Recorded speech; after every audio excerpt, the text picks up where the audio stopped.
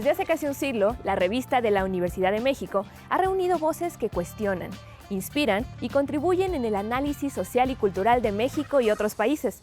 Un espacio en el que la literatura dialoga con las artes, las ciencias, la cultura y el pensamiento. Acompáñanos a recorrer el lugar en donde nacen las ideas, los temas y las historias que dan vida a esta publicación universitaria. ¡Comenzamos!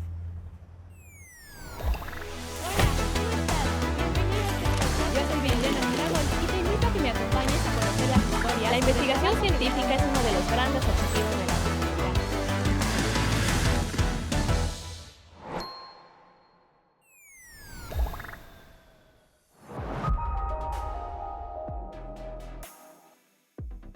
Hola, ¿cómo estás? Me da mucho gusto saludarte en esta nueva emisión para que nos acompañes a hacer un recorrido por la historia y las páginas de la revista de la Universidad de México, una de las publicaciones culturales más emblemáticas y longevas de la UNAM y del país, que desde 1930 ha reunido a destacados artistas, investigadores e intelectuales de México y otras partes del mundo, como Rosario Castellanos, Elena Garro, Carlos Fuentes o Alfonso Reyes.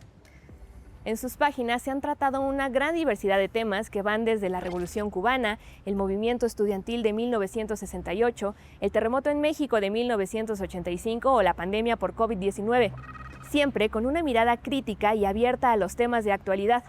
A lo largo de su historia ha pasado por diferentes épocas y formatos, pero siempre con la misma esencia, ser un espacio de encuentro entre la comunidad universitaria y la sociedad. Actualmente, el equipo que hace posible que la revista de la Universidad de México cobre vida mes con mes trabaja en esta casona ubicada en San Ángel, que fue donada por la Asociación de Universitarias Mexicanas y que fungió como casa de estudiantes. Así que sin más, vamos a comenzar con esta emisión desde el lugar en donde cada mes cobra vida la revista de la universidad. Quédate con nosotros. Esto es tan solo una pequeña probadita de todo lo que conoceremos en el programa de hoy.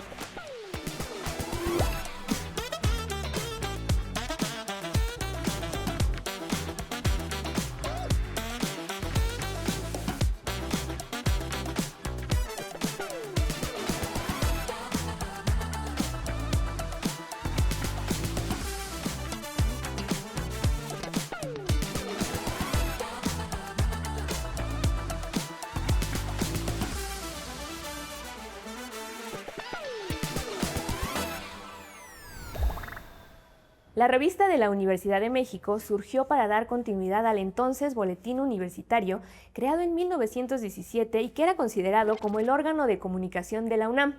A partir de entonces fue adoptando su propia identidad hasta llegar al formato que conocemos actualmente. Vamos a comenzar con la información de este programa, conociendo un videojuego desarrollado por el equipo SOTBI de la Facultad de Ingeniería que te reta a titularte de tu carrera universitaria a través de un combate tipo arcade. Renata y Marcos nos comparten todos los detalles.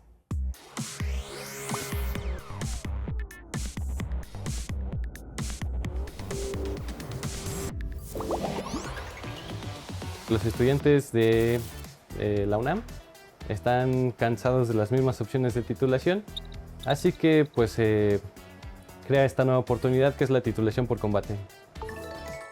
La UNAM está por iniciar un paro y los responsables son los alumnos de la Sociedad de Desarrollo de Videojuegos de la Facultad de Ingeniería. Ahora te contamos de qué se trata. Paro es un videojuego de peleas en 2D pixel art. Su acrónimo Patria, Autonomía, Rivalidad y Orgullo es justamente una sátira a la situación de la universidad. Una estudiante de la Facultad de Medicina, un ingeniero y próximamente un alumno de Derecho son los personajes que podemos elegir para iniciar nuestro combate en CEU, ya sea frente a la Biblioteca Central o el Estadio Olímpico Universitario. El modo de juego es muy simple. X es para golpear, Y patea, con el joystick te mueves y los gatillos te permiten defenderte. Paro funciona a partir de un arcade, estructura tradicional de los videojuegos de los años 80 que los chicos adaptaron a partir de controles de Xbox, soportes de impresión 3D, entre otras mejoras. Aprovechando un poquito lo que es la nostalgia, sabemos que México es fuimos uno de los principales consumidores de los juegos en maquinitas, ¿no? Regresando un poquito a los juegos clásicos, retros, quisimos aprovechar esa nostalgia que se tiene hacia este tipo de juegos.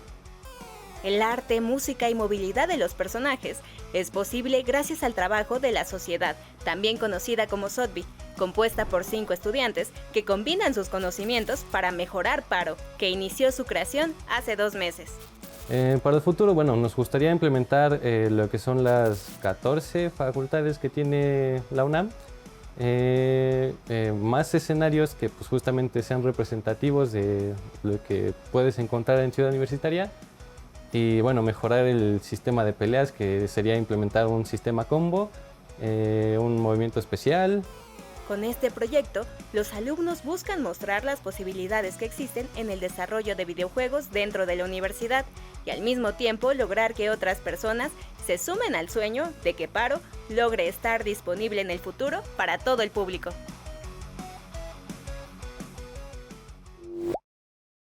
Cada mes la revista dedica sus páginas a un tema diferente, el cual podemos encontrar no solo en sus contenidos, sino también en el arte y diseño que le han dado identidad gracias a sus emblemáticas portadas, fotografías e ilustraciones.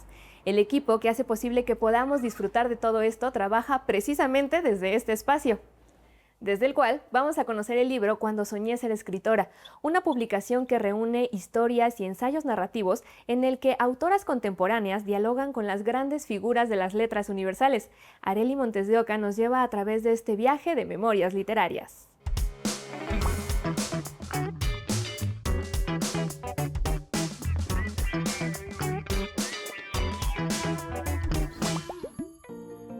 De pequeñas, muchas llenábamos cuadernos con historias de nuestro día a día.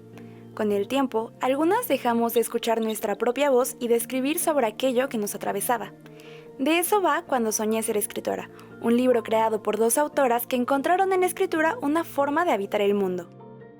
Es importante para que las chicas jóvenes, por una parte, se acerquen a la lectura, pero se acerquen a la lectura de mujeres, se sientan identificadas con otras mujeres y ellas digan, si yo quiero ser escritora, puedo serlo como ellas. La idea detrás de esta publicación surge de Diana Ramírez Luna, egresada de la universidad y fundadora de la editorial Libro Objeto, sello que tiene en formato impreso Cuando soñé ser escritora. Diana Ramírez de Libro Objeto Editorial nos convocó a varias escritoras para escribir en torno a una escritora que admiráramos mucho y que gracias a ella escribiéramos, que nos incite a escribir. Y pues de ahí salieron todo este tipo de textos que son maravillosos porque hay cartas, hay entrevistas a las escritoras, hay diálogos, hay cuentos. Para mí no podía ser otra que no fuera Adela Fernández. Para mí es de las mejores escritoras que han existido. No solo como autora, como persona me parece alguien que la envuelve, no sé, todo un imaginario, toda una serie de aventuras. A través de las voces de escritoras del pasado y del presente, este libro funciona como un acto de encuentro en donde mujeres de distintas generaciones y latitudes pueden contar sus propias historias. Es urgente para que no nos quedemos con esta idea de que el mundo solo tiene que vivirse, entenderse o habitarse desde una perspectiva, desde una sola perspectiva, ¿no? Que hemos leído sobre amor, sobre sexo, sobre muerte desde la perspectiva masculina, pero yo, mujer, vivo y habito el cuerpo distinto, la muerte distinta, la enfermedad, el amor, todo. Es una perspectiva que ha estado silenciada. Me gustaría invitarles a que lean y conozcan a Adela Fernández, extraordinaria escritora mexicana, y en general a que lean a más mujeres y sobre todo también que no se olviden de leer a gente viva. Vemos gente viva escribiendo y es importante también que conozcan a las voces contemporáneas.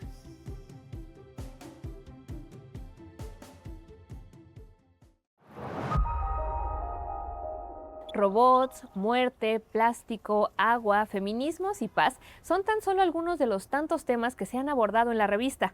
Leerla es un deleite, ya que a través de sus diferentes secciones puedes encontrar desde poemas, textos científicos, textos sobre cine, música, así como ensayos y diversos recuentos de la vida universitaria.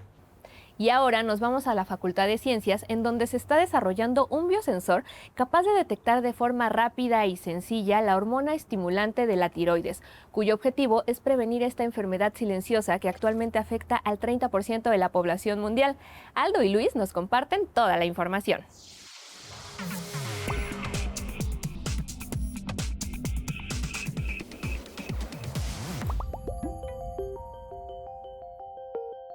Más de 750 millones de personas en el mundo padecen hipertiroidismo o hipotiroidismo y 6 de cada 10 no saben que lo tienen. Es por eso que en el Laboratorio Nacional de Soluciones Biomiméticas para Diagnóstico y Terapia de la UNAM se desarrolla un biosensor capaz de detectar de forma rápida y práctica la hormona estimulante de la tiroides. Casi la mitad de la población mundial no tiene acceso a un laboratorio clínico porque piensa que se necesita un lugar, equipo, personal capacitado y muchos recursos para comprar insumos. Es caro. Con eso en mente, lo que nosotros queremos es que su producción, su distribución y por ende su costo sea muy bajo. Desarrollado por investigadores de la Facultad de Ciencias, este dispositivo es capaz de medir 3 hormonas producidas por la glándula tiroides utilizando una pequeña muestra de sangre que es analizada mediante la técnica microfluídica, una tecnología que permite controlar y analizar líquidos mediante canales microscópicos. El sensor tiene 2 partes, un cartucho y este cartucho tiene diferentes pozos de microfluídica en donde vamos a poner las moléculas que necesitamos para hacer la reacción de reconocimiento y de medición. Este cartucho se ensambla y se rellena con el líquido que viene en la otra parte y entonces la persona lo ensambla y lo aprieta. Después ponemos una gota de sangre en y lo metemos en el lector y entonces lo que va a hacer es que va a mover las partículas que están adentro, va a hacer la reacción y después nos va a dar una señal óptica. Estas características son importantes si consideramos que los síntomas de la tiroides suelen pasar desapercibidos o confundirse con otras condiciones.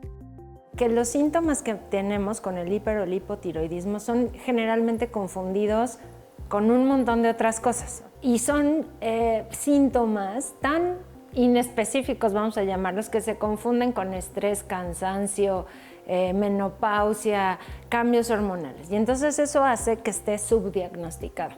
Gracias a su diseño, es capaz de dar respuesta en aproximadamente 40 minutos. Se prevé que, en el futuro, esta tecnología pueda transportarse y conectarse a la luz o alguna batería para llegar a comunidades vulnerables en zonas como la sierra o la costa, donde el acceso a este tipo de pruebas es difícil.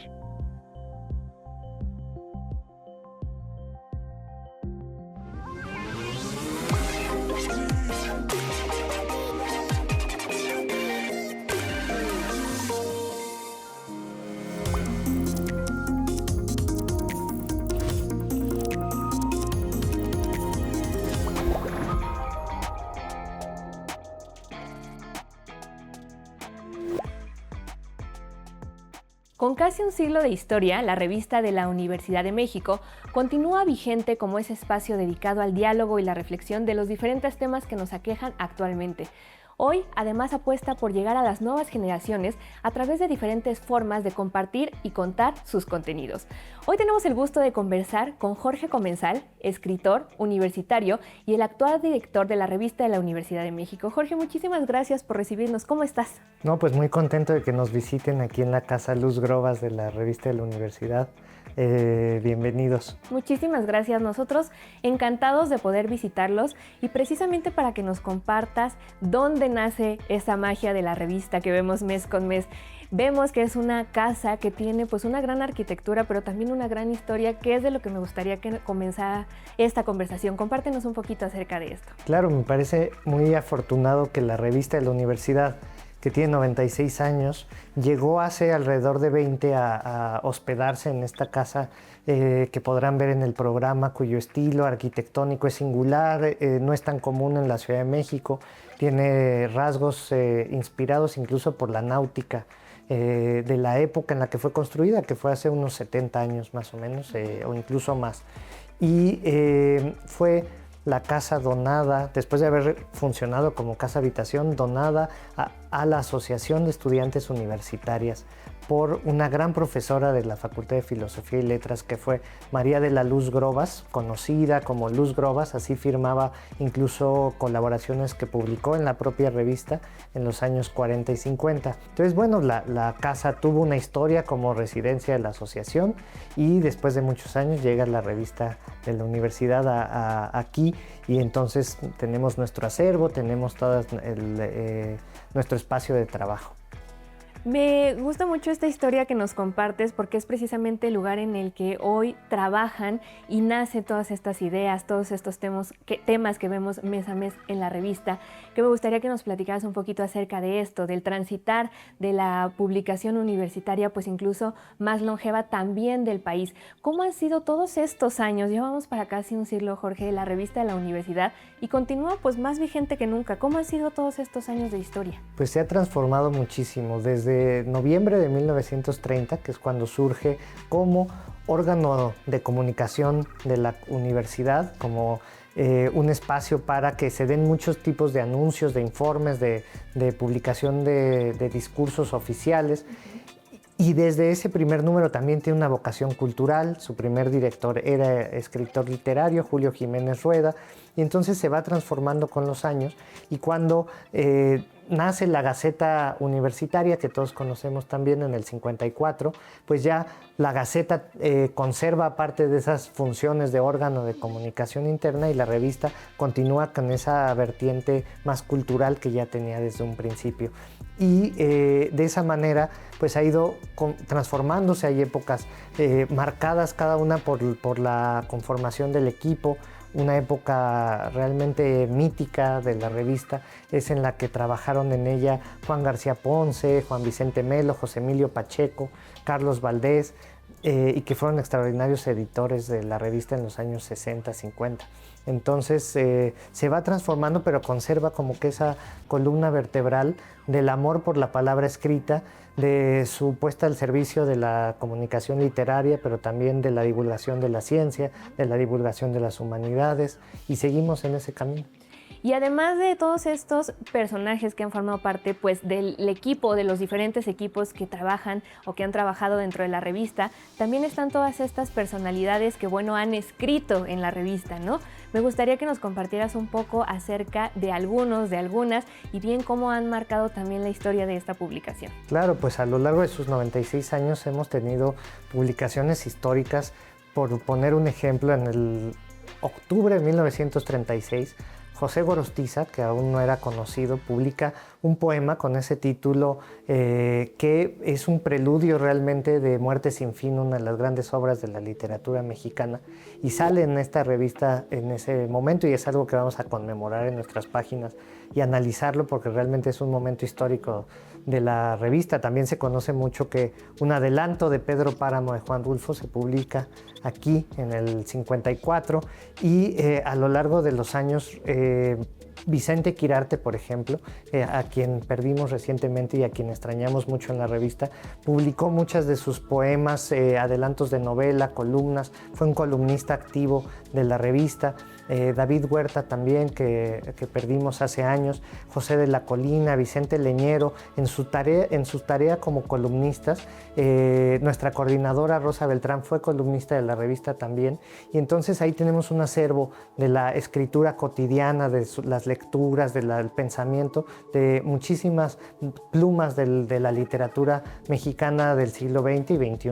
Claro, y que continúa, como ya lo mencionábamos, más vigente que nunca, porque incluso las nuevas generaciones también hoy en día se siguen acercando a la revista, al formato impreso, que es riquísimo, Jorge, pero incluso también pues a este formato más cercano tal vez para las juventudes como es el web, y que ustedes también han sabido pues aprovechar de buena manera, del cual me gustaría que nos compartieras. Sí, hay un blog específico para jóvenes, para quienes están leyendo la revista y quieren responder de alguna manera, que se inspiraron en alguno de los temas de nuestros dossiers o no. Hicimos un dossier temático sobre la generación joven Z llamada, que fue también una sorpresa gratísima, conocer las voces literarias de esa generación, abordar sus temas, su vocabulario, un glosario que está lleno de términos que yo no conocía, que yo sí usaba, entonces dije, soy de la generación Z, no lo creo, pero así, de esa manera lo que buscamos es propiciar el diálogo intergeneracional. Esa es como una de las estrellas que nos orientan en nuestro trabajo, buscar que personas de todas las generaciones encuentren algo que les resuene, que les interese, con lo que se puedan identificar. Y es un reto porque pues estamos hablando de muchas décadas y en una época de cambio tan rápido cultural es difícil que nos podamos sentar a platicar personas de todas las edades, pero eso es lo que buscamos en la revista. Y definitivamente la revista lo ha hecho de muy buena manera. Siguen conservando la esencia que bien nos platicabas, así que muchísimas felicidades por esta gran labor, incluso ya rumbo al primer siglo de historia. Muchísimas gracias por esta entrevista. Gracias por la visita, por las porras a la revista, que nos anima a seguir trabajando aquí. Y cuando quieran, aquí estamos para seguir platicando. Muchísimas gracias, Jorge, te lo agradezco mucho. Y bueno, pues nosotros seguimos con más información porque ahora vamos a conocer un proyecto impulsado en el Instituto de Investigaciones Históricas en el que las y los investigadores han buscado revisar biografías, diarios y distintos textos de mujeres de los últimos siglos, todo con el objetivo de reivindicar su papel en diferentes áreas. Ana Zacarías nos comparte toda la información.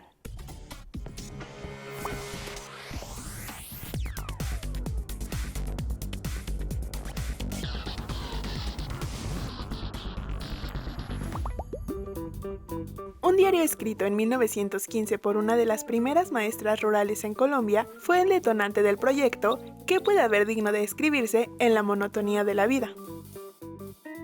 Una de las cosas más importantes para nosotras es reconocer que las mujeres escriben y no tanto quizás que lo hacen desde su posición política o tratando de cambiar la historia, sino lo hacen desde su cotidianidad. Y esa es una manera o un tipo de fuente que debe ser reconocida por la historia.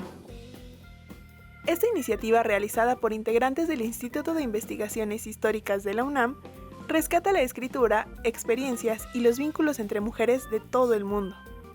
Posee una muestra integrada por cartas, documentos personales como los escritos de Carolina María de Jesús, una mujer negra que vivió en una favela en Sao Paulo en 1955, y alrededor de 65 diarios escritos por mujeres de distintos países y ocupaciones entre los siglos XVIII al XX. Desde la intimidad muchas mujeres escriben y dejan testimonio, y algunas otras pasaron por la mano o la pluma masculina, pero eso no evita considerarla una fuente escrita por mujeres. Tenemos una idea que a mí me parece muy caduca y muy conservadora con respecto a cuáles eran los roles de las mujeres en tiempos pasados.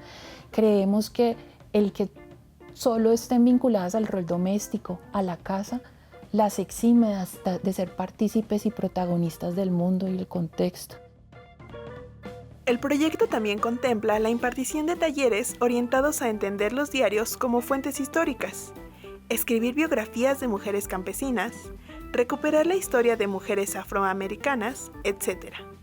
Estas actividades, dirigidas tanto a historiadores como al público en general, podrán ser consultadas desde la página web del instituto. Encontrar ese tipo de textos me ha abierto a mí, creo que a todo el equipo, un universo inmenso de estudio, ¿sí? De decir, bueno, no fueron unas cuantas, sino que fueron muchas.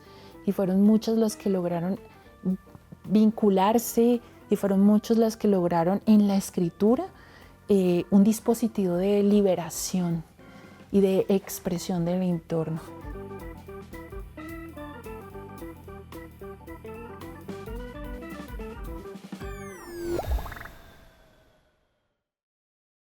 Actualmente, la revista de la Universidad de México cuenta con una destacada presencia digital. En su sitio web se encuentran disponibles todos y cada uno de sus números, los cuales te invitamos a consultar. Antes de terminar con esta emisión, vamos a acompañar a Renata al Museo de las Ciencias Universum, donde recientemente se instaló el Museo Itinerante MIOS, el cual tiene como objetivo acercar la divulgación científica a las infancias, principalmente de zonas desfavorecidas. Vamos a conocerlo.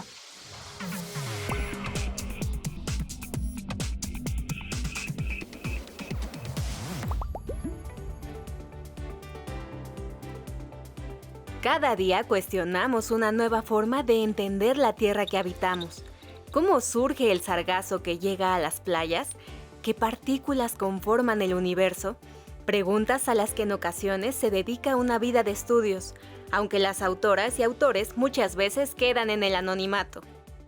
Ahora podemos dar nombre y rostro a quienes contribuyen al desarrollo científico, tecnológico, cultural y artístico de México y el mundo a través de la exposición Míos que visitamos hoy en Universo Museo de las Ciencias.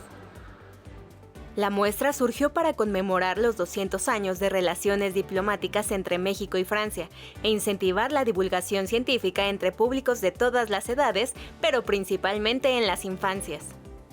Decidimos que había que hacer algo que llegara a los niños, sobre todo a los niños de regiones poco favorecidas. Entonces, la idea era hacer una exposición que mostrara ciencia, cultura, arte para estos niños. Vamos a iniciar cercanos a la Ciudad de México, en el Estado de México, en el Estado de Hidalgo y en el Estado de Morelos. Cada cubo es ligero, de fácil traslado y en cada cara reúne un personaje, imágenes sobre su trabajo y una breve descripción tanto en español como francés. Además cuenta con un código QR que al ser escaneado lleva a un artículo de la revista Obsidiana, donde se puede conocer más sobre su trabajo. Entre los perfiles podemos encontrar a la astrónoma Julieta Fierro, la artista plástica Sandra Pani, el macrofotógrafo Raúl González, entre 30 más, cuyos aportes ahora podrán ser identificados gracias a la colaboración de múltiples instituciones del país que hacen posible esta exposición. Por un lado, obviamente, está la Embajada de Francia y el Instituto Francés para América Latina, el IFAL, y por otro lado, del lado mexicano, está la UNAM, está el Instituto Politécnico Nacional y está esta revista, una revista nueva que se llama Obsidiana, que es una revista digital enfocada a la divulgación de la ciencia y la cultura. Estamos llegando al final de esta emisión y de nuestro recorrido por las instalaciones en donde cobra vida la revista de la Universidad de México, un referente cultural universitario y nacional, el cual te invitamos a consultar de manera digital o bien en su versión impresa, un tesoro literario y cultural. Nosotros nos despedimos, pero como cada semana te dejamos con nuestra cartelera en donde podrás encontrar diferentes actividades que estarán sucediendo en los siguientes días para que las tomes en cuenta y las incluyas en tus próximos planes. Nos vemos la siguiente semana, ya lo sabes, para que juntos sigamos dándole una mirada a nuestra universidad. Hasta entonces.